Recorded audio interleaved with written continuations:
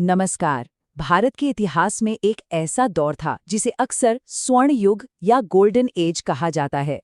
हम बात कर रहे हैं गुप्त राजवंश के समय की। पर आखिर ऐसा क्या खास था उस युग में कि उसे इतना बड़ा नाम मिला? चलिए आज इसी सवाल का जवाब ढूंढते हैं। लेकिन आगे बढ़ने से पहले ये सोचना जरूरी है कि किसी भी दौर को स्वर्ण युग कहने का आखिर मतलब क्या होता है, इसका पैमाना क्या है। यही सवाल हमें गुप्त काल की असलियत समझने में मदद करेगा। तो इस सफर में हम क्या क्या देखने वाले हैं? सबसे पहले तो हम यही समझेंगे कि स्वर्ण युग होता क्या है। फिर हम गुप्त साम्राज्य की शानदार कला, हैरान कर देने वाले ज्ञान विज्ञान और कालजयी साहित्य की दुनिया में गोता लगाएंगे। और आखिर में ये भी जानेंगे कि ये सब कुछ मुमकिन कैसे हुआ और आज तक उसका हम सब पर क्या असर है। तो चलिए शुरुआत करते हैं बिल्कुल बेसिक सवाल से। आखिर इस शब्द स्वर्ण युग का मतलब क्या है?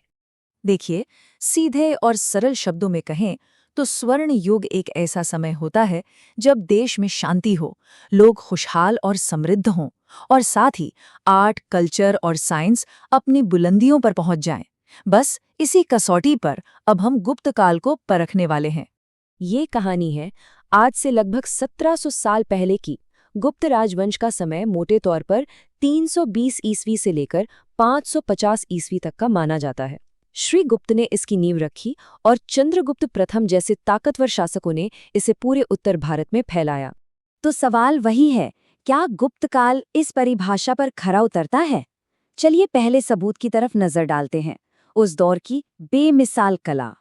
ऐसा लगता है मानो गुप्त काल में कला का एक धमाका सा हुआ हो। पत्थर को तराश कर बनाई गई मूर्तियां, बड़े बड़े भव्य मंदिर और मठ और गुफाओं की दीवारों पर बने हैरान कर देने वाले चित्र, हर तरफ क्रिएटिविटी और हुनर का बोलबाला था। उस दौर के मूर्तिकारों की खासियत देखिए। वो जो मूर्तियां बनाते थे वो असलियत के बहुत करीब तो होती ही थीं, पर उनमें एक अलग ही दिव्य सुंदरता भी झलकती थी। ये कमाल का संतुलन ही था जो उनकी कला को आज भी इतना खास बनाता है। और अगर वास्तुकला की बात करें तो उसका एक बेहतरीन नमूना है देवगढ़ का विष्णु मंदिर। इसकी बारीक नक्काशी और शानदार डिजाइन उस जमाने की हुनर और सोच की गवाही देते हैं।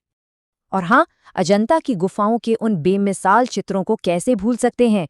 ये सिर्फ तस्वीरें नहीं हैं, ये उस दौर के समाज में झांकने वाली एक खिड़की की तरह है जो हमें राज दरबार से लेकर आम इंसान की जिंदगी तक की कहानियां सुनाती हैं।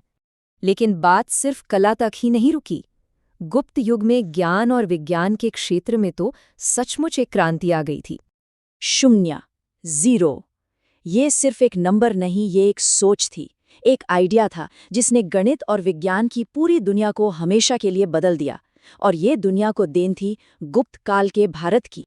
और इस क्रांति के हीरो थे महान आर्यभट्ट। सोचिए जरा, उन्होंने सिर्फ शून्य का कॉन्सेप्ट ही नहीं दिया, बल्कि डेसिमल सिस्टम की नींव रखी, पाई की काफी सटीक वैल्यू बताई और यूरोप से सदियों पहले ये ऐलान कर दिया कि पृथ्वी अपनी धुरी पर घूमती है।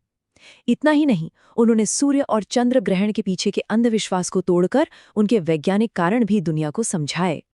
तो मतलब साफ है, गुप्त काल में ज्ञान का हर तरफ बोलबाला था। चाहे गणित हो, खगोल विज्ञान हो या फिर आयुर्वेद जैसी चिकित्सा पद्धति, भारत उस समय दुनिया को रास्ता दिखा रहा था। जहां एक तरफ विज्ञान और कला चमक रहे थे, वहीं दूसरी तरफ शब्दों की दुनिया यानी साहित्य भी अपने शिखर पर था। ये वो दौर था जब संस्कृत साहित्य अपने सबसे सुनहरे रूप में था।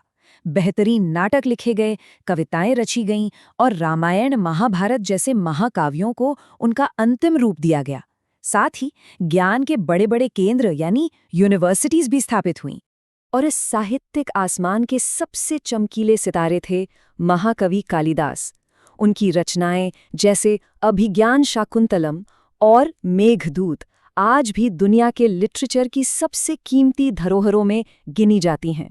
और इस ज्ञान की मशाल को जलाए रखने का काम कर रहे थे नालंदा और तक्षशिला जैसे विश्वविद्यालय।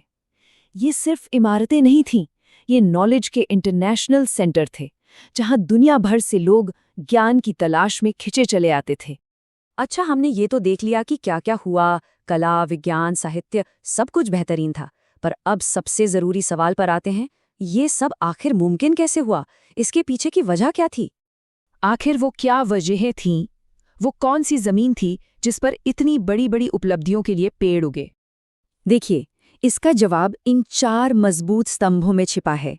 पहला, एक स्थिर और कुशल सरकार जिसने शांति बनाए रखी। दूसरा, व्यापार और खेती से आई जबरदस्त आर्थिक समृद्धि।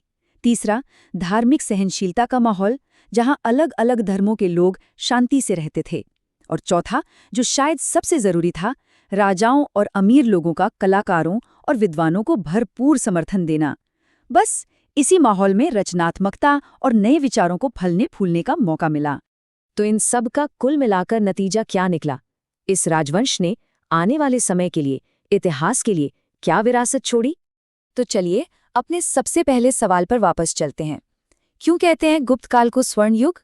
क्योंकि ये एक ऐसा संगम था जहां कला, विज्ञान और साहित्य की असाधारण प्रतिभा एक स्थिर और समृद्ध समाज की मजबूत नींव पर खड़ी थी।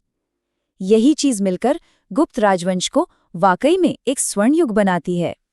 और जाते जाते बस एक बात सोचिएगा, उस दौर में दिया गया शून्य और दशमलव का विचार अगर वो न होता, तो क्या आज हमारा कंप्यूटर, हमारा फोन या ये पूरी डिजिटल दुनिया होती?